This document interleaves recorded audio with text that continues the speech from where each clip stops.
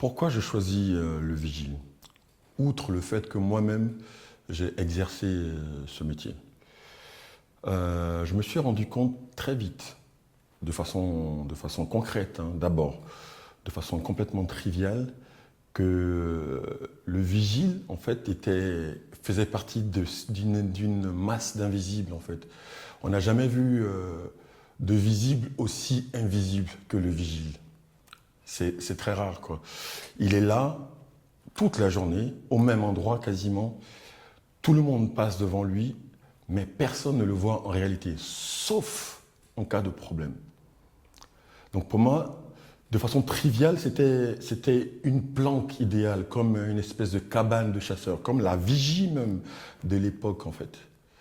Voilà, et c'est aussi, la symbolique est très forte qu'on l'appelle vigile en fait, même symboliquement qu'on l'appelle vigile, celui qui veille, qui surveille, ici dans le cas d'occurrence, les temples de la consommation.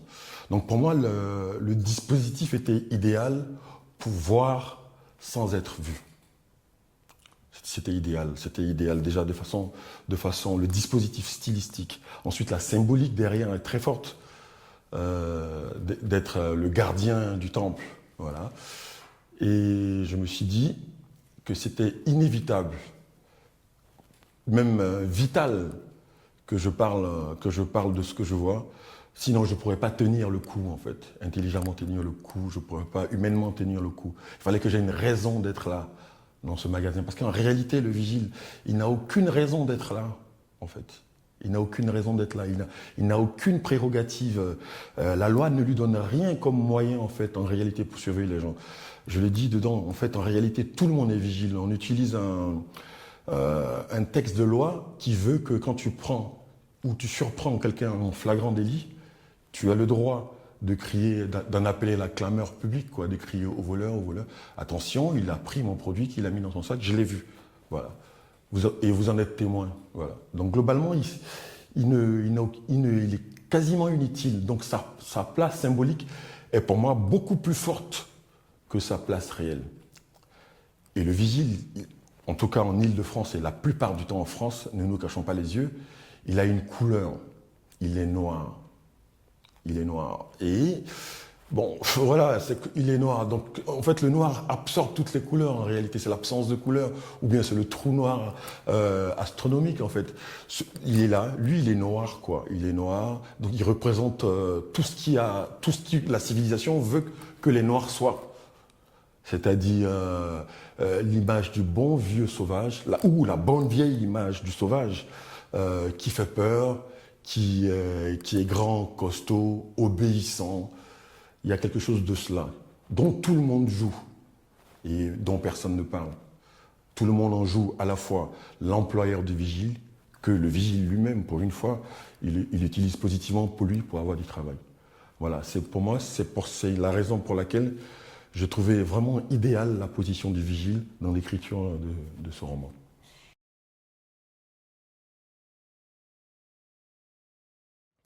Ce n'est pas un hasard. Si le vigile, debout, planté là, devant un magasin, ce n'est pas un hasard s'il est noir, s'il est africain, s'il est sénégalais, s'il est ivoirien, s'il est béninois ou camerounais. C'est le fruit d'une histoire. C'est le boulot, en fait, des ancêtres blancs, on va dire. Ils ont bossé pour que pendant des années, pendant des siècles, soumettre toutes ces populations africaines-là, leur imposer leur dictat à la fois culturel, économique, social, etc. On appelle ça la colonisation, esclavage, comme vous voulez. Voilà, c'est un grand travail qui a été fait pendant des années et des années. On ne peut pas nier ce travail-là comme ça, au bout de 2 générations. Fanon, il est revenu dessus. La domination coloniale a créé 2 types d'êtres. Ceux qui se croient supérieurs et ceux qui se sentent inférieurs. Voilà, donc ce n'est pas un hasard, c'est la conséquence de toute une histoire. Si le vigile qui est là, il est ivoirien, et s'il est sénégalais. Donc pour moi, c'était indispensable de traiter un peu cette histoire-là dans la France actuelle, moderne en fait, on va dire, même si c'est une France un peu des années 60-70, mais elle fait partie de la France moderne. C'était important de le mettre, de le situer dans le contexte historique colonial, mais aussi français en fait. Parce que les Africains qui sont venus dans les années 60 ne sont pas les mêmes qui sont venus dans les années 70, ne sont pas les mêmes qui sont venus dans les années 80-90 jusqu'à maintenant, jusqu'à nous autres, jusqu'à nos petits frères. Dans les années 60, c'était des étudiants, des gens qui venaient parfaire une formation qu'ils n'avaient pas, eu en Afrique. Et ceux-là s'en sont retournés, ils sont devenus ce qu'ils sont devenus, fonctionnaires, ministres, dictateurs, présidents, poètes, etc. Et ils ont contribué eux aussi à foutre le bordel dans cette Afrique un peu perdue, à qui on a donné précipitamment l'indépendance comme ça. Donc voilà, et ça a donné d'autres êtres qui, eux, sont venus à la recherche de l'Eldorado, ils sont venus chez le puissant, chez le vainqueur dans la civilisation du vainqueur, de celui qui a, quoi. Donc voilà, pour moi, c'était indispensable de les mettre comme ça dans le fleuve de l'histoire. Il n'est pas là par hasard, le vigile. Voilà. Il n'est pas noir par hasard. Le regard rieur, moqueur que porte le vigile sur la société, en fait, c'est civilisationnel, hein, ça vient de l'oralité. Ça vient de l'oralité.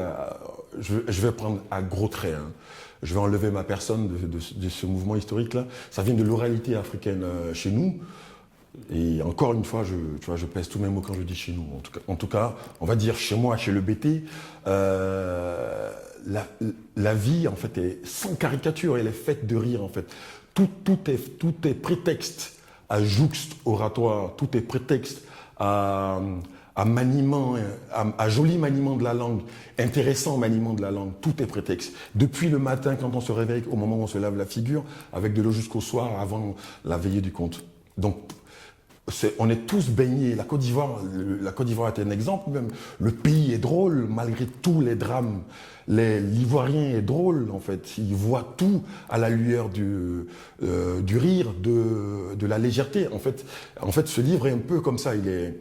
Il est sérieux sans se prendre au sérieux. Voilà, c'est ça un peu l'idée.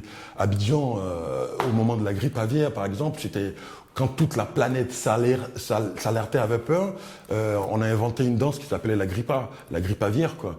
On se joue de tout, même la guerre qui nous a frappés si fortement. En fait, on n'a jamais plus ri que pendant la guerre, même si c'était dramatique. Les éléphants, l'équipe nationale de Côte d'Ivoire, qui nous donne tant de chagrin. Mais après une défaite, c'est la folle sarabande des moqueries. Donc voilà, c'est un peu ça, cette manière de regarder la société de façon grinçante. C'est une manière aussi d'exorciser la douleur qu'on ressent, en fait. Moi, je vois ça comme ça. Donc voilà, c'est un peu. Et puis je pense qu'il y a un peu de ma personnalité aussi dans cette légèreté-là. Voilà. Tu descends dans la rue, regarde tes contemporains. Et tu vas trouver matière à fantastique, quoi. Le monde est tellement absurde que, voilà, il ne peut être que drôle, quoi. Il ne peut être que drôle. Et puis, je ne vois pas une autre façon de le prendre. Mais ça n'empêche pas de... D'ailleurs, même, ça aiguise le fait d'être sérieux. La possibilité de pouvoir avoir du recul, en fait, donne en même temps la capacité d'être sérieux. Voilà.